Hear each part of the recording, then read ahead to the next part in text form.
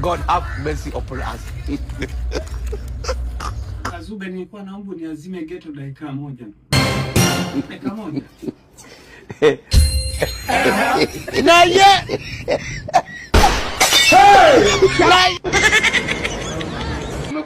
Kumekucha. Matale kumekucha. Leo kama huku leo. Kwisha wewe. Kwisha mimi. Kwisha kabisa. Kwa telea vote. Siku ya birthday party yako nitakununulia picha kama hiyo.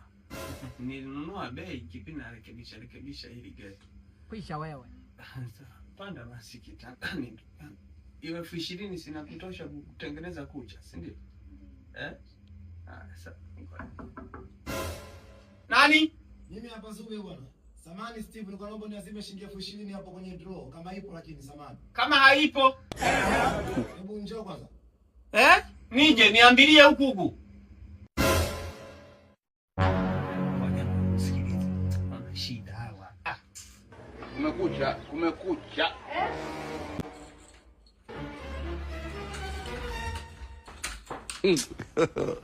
God have mercy upon us.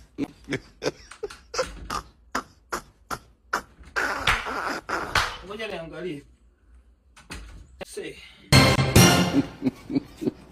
Hivi takuwa niliweka wapi? Na ye.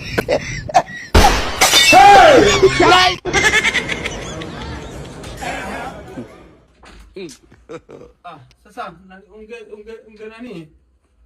Subiri.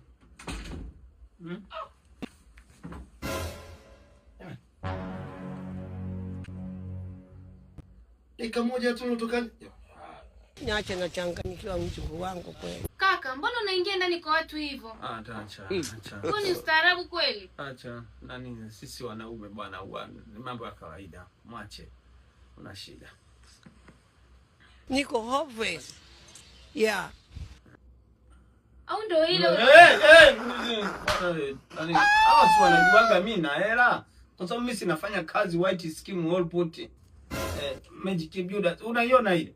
Ile inaitwa white scheme wall put. Ile inalinda ukuta dhidi ya fungus. Yaani unapo scheme ukuta wako, unatakiwa scheme na white scheme wall put. Fungus. Sasa wao wanapoona white scheme wall put iko ndani, wanajua na hela iko ndani.